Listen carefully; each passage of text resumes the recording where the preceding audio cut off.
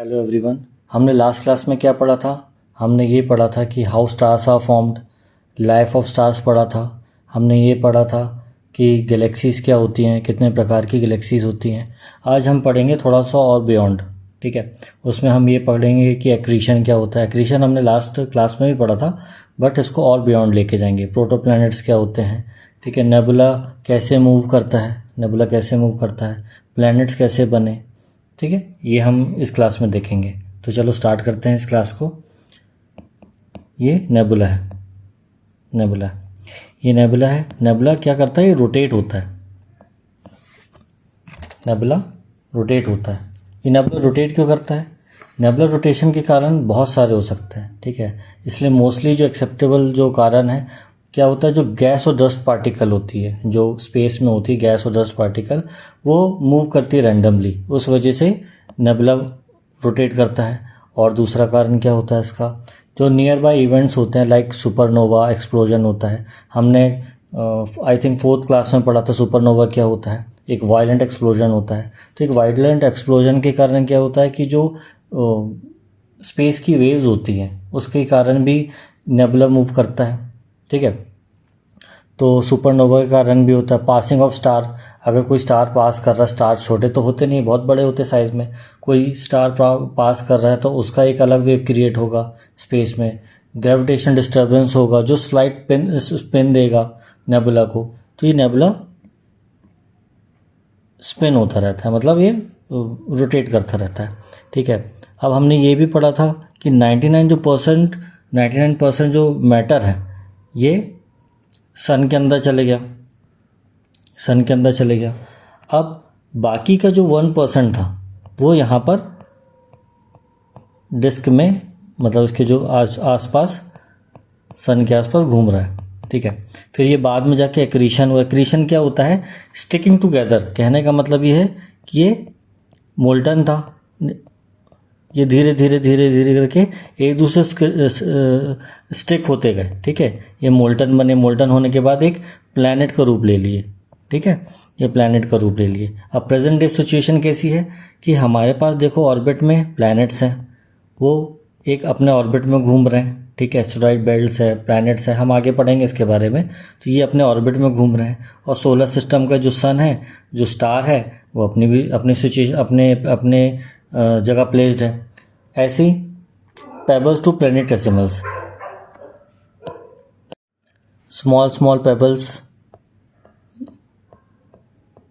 Pebbles क्या होता है? छोटे छोटे टुकड़े, कहने का मतलब स्मॉल स्मॉल पेबल्स एक दूसरे से एक्रीट हुए, स्टिक हुए, तो एक प्लैनेटेसिमल्स बनाया उनने, ठीक है। एक प्लैनेटेसिमल बनाया। प्लैनेटेसिमल और बड़ा हुआ जब तो एक प्लैनेट का रूप लिया उसने। ये अभी भी इम्पैक्ट हो रहा है, मतलब अभी भी इसमें इम्पैक्ट हो रहा है। जो प्रोटो प्लैनेट है, जो प्लैनेटेसिमल्स हैं, ये अभी भी आ रहे हैं, जिसको और इसका साइज़ बना रहे हैं, ठीक है। फिर इसके बाद क्या हुआ? अर्थ लाइक प्लैनेट बना। अर्थ लाइक प्लैनेट बना। जब अर्थ लाइक प्लैनेट बना तो एक थिया नाम का प्रोटो प्लैनेट था। थिया नाम का एक प्रोटो प्लैनेट था। किससे टकराया? अर्थ से। तो अर्थ से इम्पैक्ट होने के बाद यहाँ मून बना। ये देखिए मून बना, ठीक है। आज भी कुछ प्रोटो प्लैनेट्स या प्लैनेटेसिमल्स हमारी अर्थ की सरफेस में आके टकराते रहते हैं, हम देखते हैं, ठीक है। तो इसकी थोड़ी थ्योरी देखते हैं हम। Formation of planet, understanding of the earth accretion. Accretion क्या बताया था मैंने? Sticking together. एक्रीशन क्या होता है? Solar nebula dust particle stuck together to form pebbles. Pebbles मैंने बताया ना, छोटे छोटे टुकड़े होते हैं वो। Concentration of which gravitationally collapse into 100 kilometre size. मतलब ये इतने बड़े होते हैं कि 100 किलोमीटर साइज के होते हैं, ठीक है, जिसको हम प्लैनेटेसिमल्स भी कहते हैं। प्लैनेटेसिमल्स क्या कहते हैं? प्लैनेट के जो अंश होते हैं उसको प्लैनेटेसिमल्स कहते हैं। Which turn accreted to yield planets, जो एक बड़े बड़े प्लैनेट्स बने। प्रोटो प्लैनेट्स को क्या कहा जाता है? प्रोटो प्लैनेट्स प्रोटो प्लैनेट्स से बेबी प्लैनेट्स को प्रोटो प्लैनेट्स कहा जाता है। Planetesimals collided to form moon to Mars size planetary embryos proto planets. मतलब मून से मास साइज तक के प्लैनेट बने, जो एक छोटे से प्लैनेट से एक्रीट होकर एक बड़े साइज का प्लैनेट बना, ठीक है। अब उसके बाद क्या हुआ कि earth accumulated in the earth giant impact that produces the moon. अभी मैंने आपको बताया इम्पैक्ट हुआ तो ये मून बना, ठीक है। तो ये ऐसा एक्रीशन हुआ, ऐसा सोलर सिस्टम फॉर्मेशन हुआ। अब हम नेक्स्ट जाते हैं। इसको हम एक डायग्राम के थ्रू और समझाते हैं अच्छे से, आपको बिल्कुल क्लियर हो जाएगा उससे। सन 99% ऑफ मैटर मतलब मास सन के पास गया, ठीक है। ये कुछ डॉट्स हैं,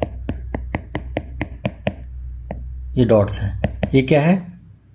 ये वो मैटर हैं जो सन के अंदर नहीं गए हैं। ये जो वो मैटर है वो सन के अंदर नहीं गए हैं, ये ऑर्बिट में घूम रहे हैं यहाँ वहाँ, ठीक है। ये छोटे छोटे प्रोटोप्लैनेट्स हुए, ठीक है। अब ये छोटे छोटे प्रोटोप्लैनेट्स, प्लैनेटेसिमल्स,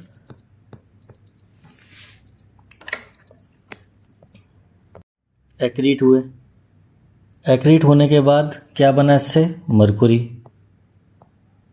मरकुरी बना, ठीक है। ऐसे ही वीनस बना, ठीक है। ऐसे ही अर्थ बना, ऐसे ही मार्स बना, ठीक है। मार्स थोड़ा बड़ा बना दिया, ऐसे ही मार्स बना, ऐसे ही मार्स बना, ठीक। अब पास्ट में क्या बताया था मैंने कि यहाँ पर एक प्रोटोप्लैनेट कोलाइड हुआ थिया नाम का, और जो जाके बाद में मून बना, ठीक। अब इस इवेंट को अगर कोई भी चीज़ कोलाइड करती है किसी चीज़ से, तो उसको, उस इवेंट को क्या कहते हैं इंग्लिश में? बिग स्प्लैट, बिग स्प्लैट कहा जाता है, ठीक है। और यहाँ पर हम देखते हैं कि एक एस्टेरॉयड बेल्ट भी है मार्स के बाद, मार्स और जुपिटर के बीच में एस्टेरॉयड बेल्ट भी है। ये एस्टेरॉयड बेल्ट कैसे बनी? जो चीज़ मतलब जो पेबल्स, जो प्रोटोप्लैनेट्स एक प्लैनेट का रूप नहीं ले पाए किसी वजह से भी, जैसे कि वो ऐसा कोलाइड हुए, वो मोल्टन नहीं हुए, वो एक दूसरे से एक्रीट नहीं हो पाए, एक्रीशन के कारण जो एक्रीट नहीं हो पाए, तो ये ऑर्बिट में एक, ये मतलब ये जो इसका जो रेसिड्यू है, ये जो एस्टेरॉयड का रेसिड्यू है, जो एस्टेरॉयड का जो रेसिड्यू है, ये एक प्लैनेट का रेसिड्यू है। ये प्लैनेट नहीं बन पाया, इस वजह से यहाँ पर एक एस्टेरॉयड की बेल्ट बना के मार्स और जुपिटर के बीच में ऑर्बिट में घूम रहा है, ठीक है। यहाँ पर एक सेरस नाम का एक डॉर्फ प्लैनेट भी है यहाँ पर, ठीक है, एस्टेरॉयड बेल्ट। उसको आगे हम पढ़ेंगे अच्छे से, ठीक। ये एस्टेरॉयड बेल्ट बनाया उसने। अब एक क्वेश्चन आता है, why planet including earth is spherical? Planets including earth मतलब जो भी प्लैनेट है इंक्लूडिंग अर्थ, वो स्फेरिकल शेप में क्यों है ना? वो शायद ट्रायंगल भी हो सकते थे, वो रेक्टेंगल भी हो सकते थे, वो हेक्सागन भी हो सकते थे, मगर वो स्फेरिकल ही क्यों है, ठीक है। उसके बहुत सारे एग्जांपल्स हैं कि क्यों हैं। मैं उसको एक छोटी सी ड्रॉप के एग्जांपल से आपको समझाऊंगा, ठीक है। ड्रॉप का जो पानी की जो बूंद होती है, जब वो ऊपर से गिरती है तो उसका क्या शेप रहता है? क्या वो ट्रायंगुलर होती है? क्या वो रेक्टेंगुलर होती है? क्या वो हेक्सागन होती है? क्या वो इस शेप की होती है?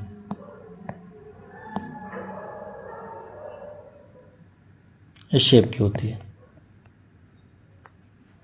ABCD, ये इस शेप की होती है।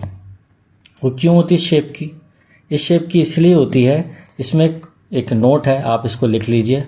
अ liquid will try to come to the shape which is most equilibrium balance, in most equilibrium balance, ठीक है, जो उसको हाइड्रोस्टैटिक बैलेंस भी कहते हैं उसको। वो यहाँ से एक, आपने उसमें देखा होगा बैलून जो होली में यूज़ होता है, होली में जो पानी में भर के बच्चे एक दूसरे को मारते हैं ना, वो बैलून को देखो यहाँ से नीचे सैग करता है। इसके फ्रिक्शन के कारण ये जो स्फेरिकल शेप है, उसका लीस्ट सरफेस टेंशन होता है, उसका लीस्ट सरफेस टेंशन एरिया होता है। इस वजह से इसका शेप ऐसा एक्वायर हो जाता है, ठीक है। तो अगर हम प्लैनेट्स को लेके चलते हैं इसमें, तो प्लैनेट्स ऐसे क्यों होते हैं? प्लैनेट्स तो पूरा स्फीयर नहीं होता, प्लैनेट्स ये पूरा स्फीयर नहीं होता, प्लैनेट्स ऐसे होते हैं।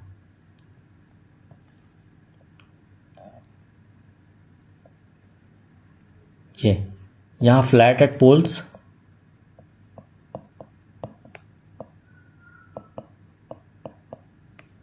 और बल्जिंग कहाँ से होती है, बल्जिंग इक्वेटर में होती है। इक्वेटर ये है, ठीक है, बीच का पार्ट जो दो भागों में काटते हैं उसको इक्वेटर कहते हैं। बल्जिंग एट इक्वेटर, ये क्यों होता है, ठीक है, इसके बारे में हम पढ़ते हैं क्यों होता है। क्या होता है कि जब प्लैनेट्स फॉर्म हुए तो प्लैनेट बहुत हॉट थे, बहुत एक मोल्टन लिक्विड टाइप के थे, ठीक है, और बहुत सॉफ्ट स्टेट में थे, और वो किसी भी शेप में आ सकते थे। और हमारा जो रोटेशन होता रहा, अर्थ का रोटेशन, अर्थ रोटेट करता है, तो रोटेशन के कारण उसमें ग्रेविटेशनल फोर्स लगा। ग्रेविटेशन फोर्स के कारण वो जो उसका जो मास है वो बीच में आता गया, ठीक है, जो मास बीच में आता गया, और जो सेंट्रीफ्यूगल फोर्स इसके बाहर लगता गया, ठीक है। तो इस वजह से वो जो बल्ज है, इस वजह से ये बल्ज आया, और जो एक्चुअल शेप है अर्थ का वो ऑब्लेट स्फेरॉइड है, ऑब्लेट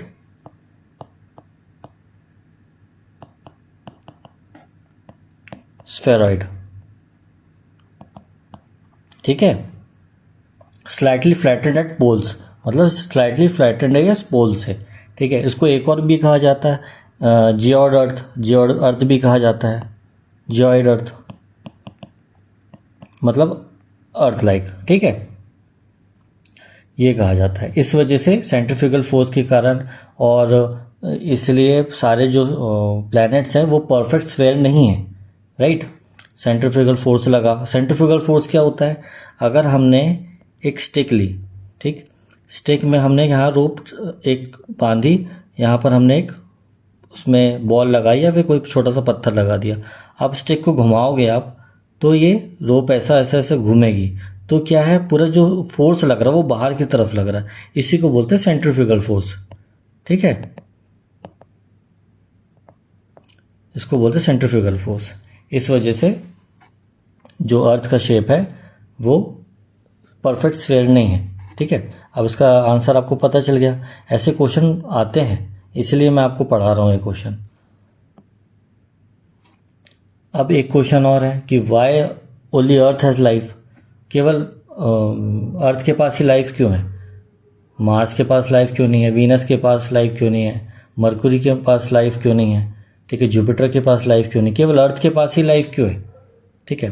तो एक कंडीशन बैठती है, इसको साइंटिस्ट बहुत अच्छे तरीके से समझाते हैं, इसको एक स्टोरी के तौर पे समझाते हैं साइंटिस्ट कि अर्थ के पास ही क्यों लाइफ है। वो स्टोरी क्या है, इसको गोल्डीलॉक्स थ्योरी कहा जाता है इसको, ठीक है। गोल्डीलॉक्स क्या था कि ये विदेशों में पढ़ाई जाती है स्टोरी।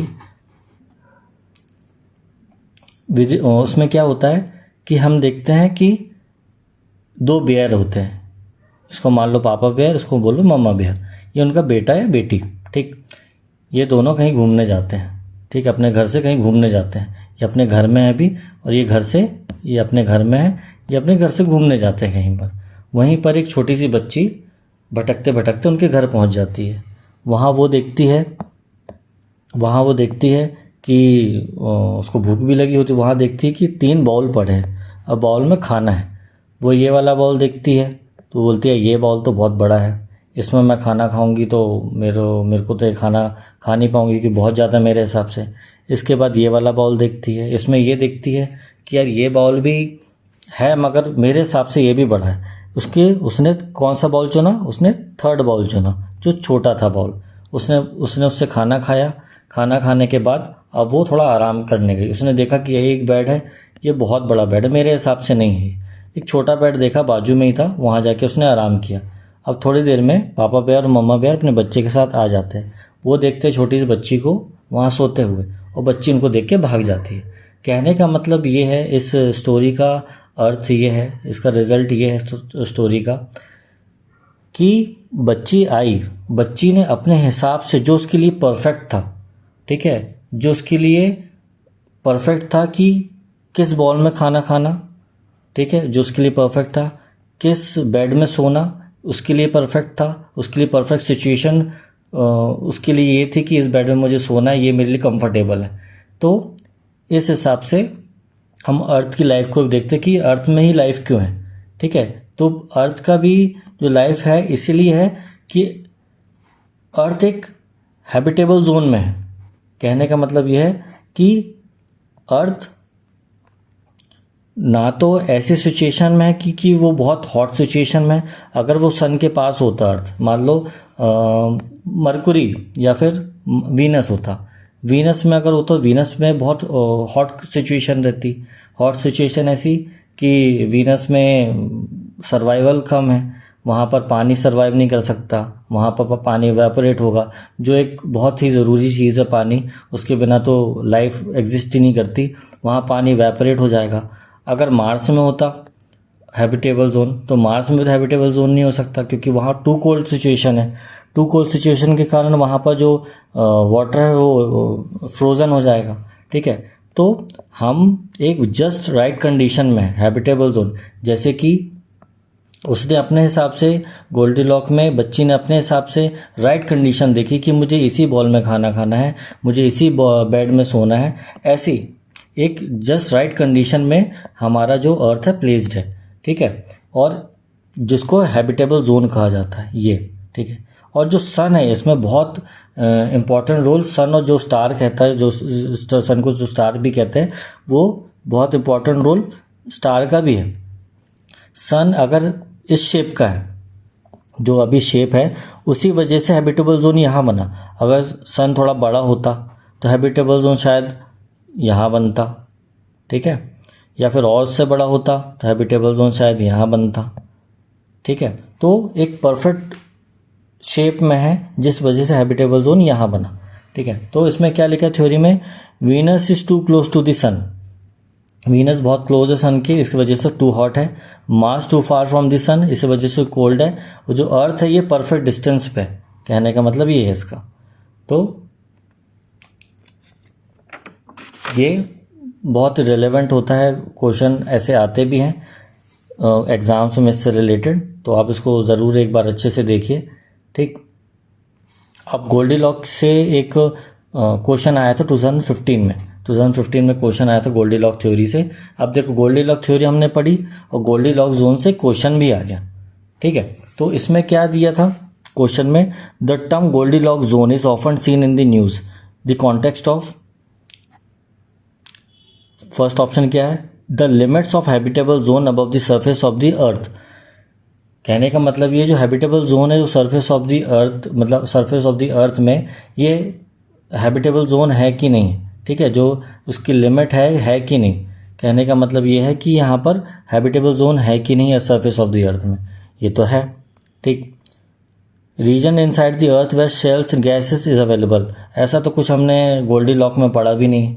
अभी हमने थ्योरी देखी उसकी गोल्डीलॉक जोन की, उसमें तो ऐसा पढ़ा भी नहीं। Search for the earth like planets in outer space, ये भी गलत है, ठीक है, ऐसा भी नहीं पढ़ा हमने। Search for the meteoroids containing precious metal, ये भी नहीं पढ़ा। तो उसका आंसर क्या होता है, ए, ठीक।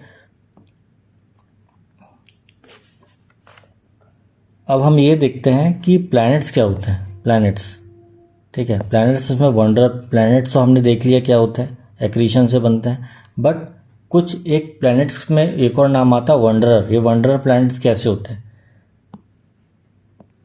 फॉर एग्जांपल आपने स्टार का कॉन्स्टलेशन देखा होगा, सप्तऋषि तारा जिसको कहते हैं, ये कॉन्स्टलेशन में रहते हैं ना, 1 2 3 4 5 6 ये 7, ठीक है। आपने कभी कभी ऊपर जब आसमान में देखा होगा तो आपको एक छोटा सा चमकता हुआ पॉइंट दिखता है, फिर उसके बाद थोड़ी देर बाद आगे भी दिखता है, फिर कुछ देर बाद यहाँ जाता है, फिर यहाँ जाता है, फिर यहाँ जाता है, फिर यहाँ जाता है। आप देखते हो कि ये मूव कैसे कर रहा है, ठीक है। तो उसको बोलते हैं वंडरर प्लैनेट्स, इसमें क्या हुआ था, जब ये पहले लगता था कि ये स्टार मूविंग स्टार्स है, बट जब 1600 में टेलीस्कोप से देखा गया उसको, तो एस्ट्रोनॉमर्स ने इसको डिटेल में पढ़ा, तब उनको पता चला कि ये स्टार्स नहीं, ये वंडरर्स है। ठीक है, इसको प्लैनेटाई भी कहते हैं, प्लैनेटाई भी कहते हैं वंडरर्स को।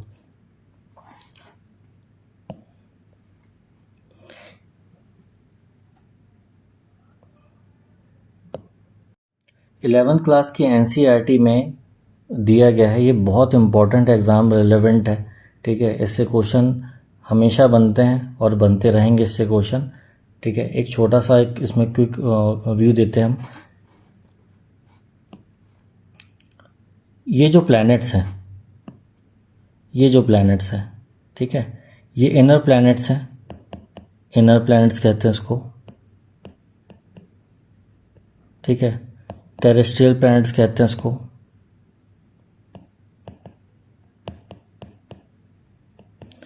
इसको बोलते हैं रॉकी प्लैनेट्स।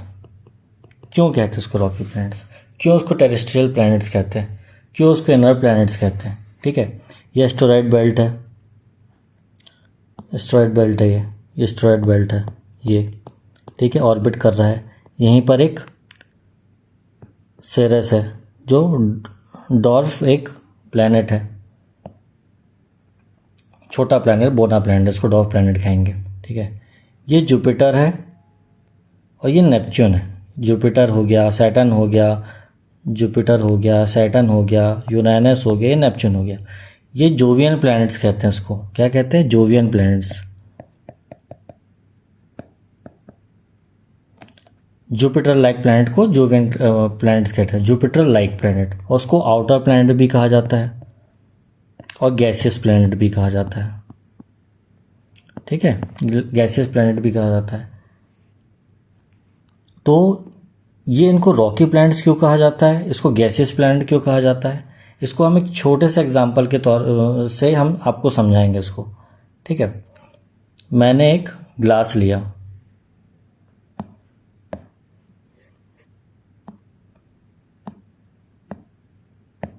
मैंने ग्लास लिया, ग्लास में मैंने वाटर,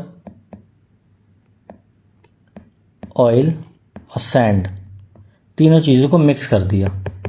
ये मिक्स कर दिया मैंने।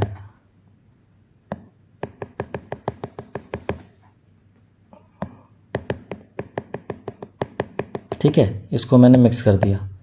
अब मिक्स करने के बाद इसको मैंने 3 दिन के लिए छोड़ दिया, लेफ्ट फॉर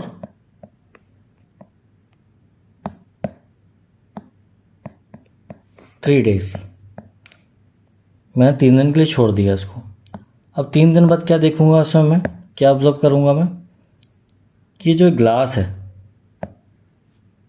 इसमें सैंड नीचे आ गया, जो वाटर है वो उसके ऊपर आ गया, सेटल हो गया, और जो ऑयल है वो सबसे ऊपर आ गया। ठीक है, ये मैंने ऑब्जर्व किया उसमें, सैंड, वाटर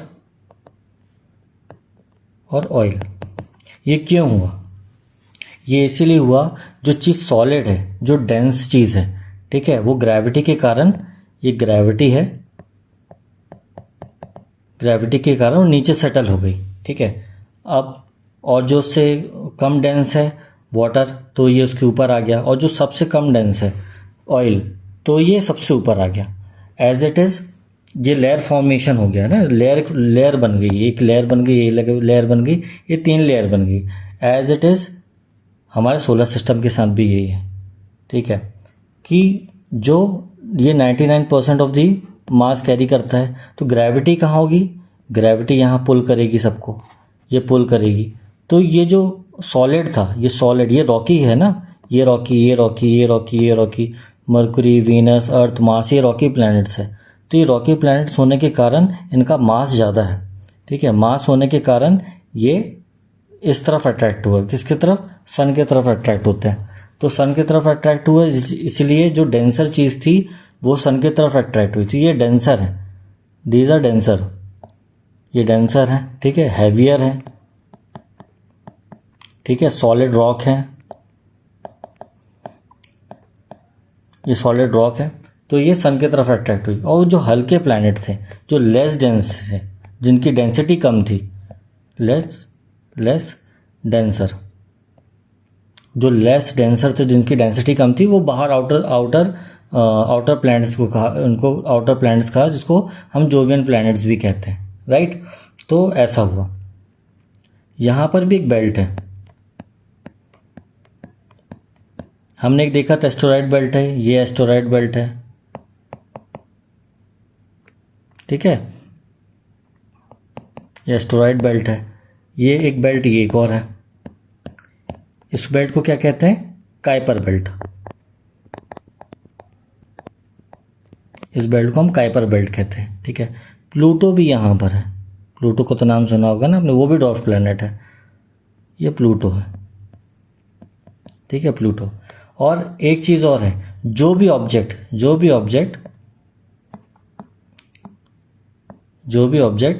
काइपर बेल्ट के बाहर है ना, तो उसको क्या बोलते हैं? उसको इंग्लिश टर्म में एक नाम है, TNOs, ठीक है। तो उसको क्या कहेंगे? Trans Neptunian object. जो भी ऑब्जेक्ट काइपर बेल्ट के बाहर है उसको ट्रांस नेपच्यूनियन ऑब्जेक्ट कहेंगे, ठीक है। All the objects which lies outside Neptune is called trans Neptunian object. Beyond, मतलब ट्रांस को हम बियॉन्ड भी कहते हैं, ठीक है, बियॉन्ड उसके। अब यहीं से यहाँ से भी जो काइपर बेल्ट से भी हम देखते हैं कॉमेट्स आते हैं। कॉमेट्स आपने सुना होगा, कॉमेट्स क्या होते हैं? कॉमेट्स ये होते हैं, कॉमेट्स, ये पीछे गैस रहती है, ये आईसी होता है, आईसी गैसेस होती हैं, ठीक है, आईसी फॉर्म में गैसेस होती हैं। तो ये सन की तरफ आती रहती है, हमने देखा ये काइपर बेल्ट से आती है, और उसके बाहर से भी आती है, काइपर बेल्ट के बाहर से आती है ये। मगर मोस्टली हम काइपर बेल्ट में देखते हैं कि काइपर बेल्ट से ये कॉमेट्स आते हैं, ठीक है। इससे रिलेटेड हम क्वेश्चन भी देखेंगे आगे, ठीक है, जिसको हम पुच्छल तारा भी कहते हैं हिंदी में, राइट। ये देखिए asteroid belt, jovian planet, terrestrial planet, Kuiper belt. अभी काइपर बेल्ट के बारे में पढ़ा। काइपर बेल्ट क्या होता है? The Kuiper belt and asteroid belt are old residues from the solar system formation. ये ओल्ड रेसिड्यूज हैं जो सोलर सिस्टम में जो एक प्लैनेट नहीं बन पाए, ठीक है, ये होते हैं। They are also called trans Neptunian object, ठीक है। काइपर बेल्ट में ट्रांस नेपच्यूनियन ऑब्जेक्ट भी कहा जाता है, ठीक है। एक होता है ओट्स क्लाउड। जैन ओट, जो शायद वो डच एस्ट्रोनॉमर थे, 1915 में उन्होंने प्रपोज किया कि कॉमेट्स जो काइपर बेल्ट से भी बाहर से आ रहे हैं, स्फेरिकल सेल से बाहर से आ रहे हैं, उसको उन्होंने ओट्स क्लाउड कहा। ओट्स क्लाउड मतलब ये, ठीक है। ये हमारा सोलर सिस्टम है, सोलर सिस्टम उसको एक चीज़ कवर करी है, उसको बोलते हैं ओट्स क्लाउड, ठीक है। इसके बारे में हम आगे समझते हैं। ये सन, ये पूरे प्लैनेट्स, ये काइपर बेल्ट, और काइपर बेल्ट के भी आगे भी एक ऐसा है कि एक स्फेरिकल क्लाउड है जो आईसी ऑब्जेक्ट का बना होता है, जो हमारे सोलर सिस्टम को सराउंड कर रहा है, इसको बोलते हैं ओट्स क्लाउड, ठीक है। इससे एक रिलेटेड एक एमसीक्यू सॉल्व करते हैं। ये 2011 में क्वेश्चन आया हुआ यूपीएससी का। What is difference between asteroid and comets? Asteroid और कॉमेट में क्या अंतर होता है? Asteroids are small rocky planetoids. Asteroid होते हैं जो स्मॉल रॉकी प्लैनेटॉइड्स होते हैं, ठीक है, राइट, सही है। While comets are formed of frozen gases held together by rocky and metallic materials. बिल्कुल सही, हमने देखा था ना, ये फ्रोजन है, आईसी है, फ्रोजन गैसेस आईसी है, ठीक है। तो ये आंसर सही है, मतलब अभी तो ये तो सही लग रहा है मेरे को। सेकंड ऑप्शन में जाते हैं। Asteroids are found mostly between orbit of Jupiter and Mars. हाँ, हमने देखा था, ये मार्स था और ये जुपिटर था, इसके बीच में एस्टेरॉयड बेल्ट था, ये सही है। While comets are found mostly between Venus and Mercury. नहीं, बिल्कुल गलत, वीनस एंड मरकुरी नहीं है। ये तो हमको कब कब दिखता है? हमको नेपच्यून के बाद काइपर बेल्ट कॉमेट्स आते हैं, है ना। नेपच्यून के बाद जो काइपर बेल्ट से कॉमेट्स आते हैं, हमको वहाँ से दिखता है कि वहाँ से कॉमेट्स आते हैं। तो ये तो गलत हो गया, ये वाला गलत हो गया, ठीक है। अब थर्ड कमेंट पढ़ते हैं इसका।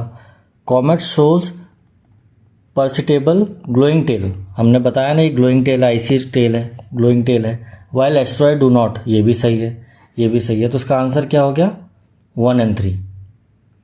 अगर आप कॉन्सेप्ट यूज़ करोगे, UPSC is all about concept, ठीक है।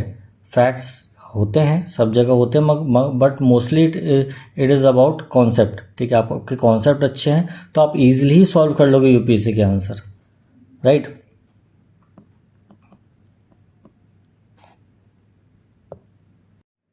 एक क्वेश्चन मैं आपसे करूँगा, ठीक है, आप उसका आंसर मुझे कमेंट बॉक्स में दीजिएगा प्लीज़, ठीक है। Why planets will cool, planets क्यों कूल हो जाएंगे, और जो स्टार्स है वो कूल क्यों नहीं होंगे, ठीक है। इसका आंसर बहुत इजी है, आपको मैंने थर्ड या फोर्थ लेक्चर में पढ़ाया है कि स्टार क्यों कूल नहीं होते हैं, स्टार में क्या होता है ऐसा, ठीक है। प्लैनेट क्यों क्यों कूल हो जाते हैं, इसका आंसर आप मुझे कमेंट बॉक्स में बताइए, और मुझे आप उसमें टाइप करके बताइए क्यों है, ठीक है। और मैं आपको ये होमवर्क दे रहा हूँ एक, ठीक है। अगर आप मेरे वीडियोस देख रहे हो तो मैं आपको ये होमवर्क दे रहा हूँ कि ये क्यों कूल हो जाते हैं और क्यों ये स्टार कूल क्यों नहीं होते हैं। अब नेक्स्ट में तो हम geodesy of the earth motion में पढ़ेंगे कि और आगे पढ़ेंगे, ठीक है। शेप्स ऑफ द हेमिस्फीयर पढ़ेंगे। अब यहीं पर इस क्लास को मैं ख़त्म करता हूँ, ठीक है। आई होप आपको ये क्लास अच्छी लगी होगी। अगर आपको अच्छी लगी क्लास तो प्लीज़ जो मेरे वीडियो हैं उसको लाइक कीजिएगा, और आपको अच्छा लगता है, आपको कुछ क्वेश्चंस हैं तो आप कमेंट सेक्शन में जाके आप उसको क्वेश्चन भी पूछ सकते हैं, और आप मेरे चैनल को सब्सक्राइब कर लीजिए जिससे आपको जो रेगुलर अपडेट्स हैं वो मिलती रहे। Thank you so much.